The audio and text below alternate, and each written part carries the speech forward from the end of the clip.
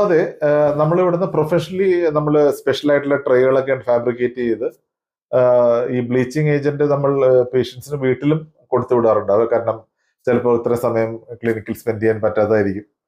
ആഹ് അവരുടേതായിട്ടുള്ള സൗകര്യപ്രകാരം അവർക്ക് ചില സമയത്ത് നമ്മളുടെ ക്ലിനിക്കിൽ ചെയ്യുന്ന ബ്ലീച്ചിങ് ഈ വൈറ്റ്നെസ് ചിലപ്പോൾ കൺട്രോൾ ചെയ്യാൻ പറ്റില്ല. അതെ. ചിലപ്പോൾ ഒരു ടോട്ടൽ വൈറ്റ് ആയി മാറാൻ സാധ്യതയുണ്ട് ആ സമയത്ത്.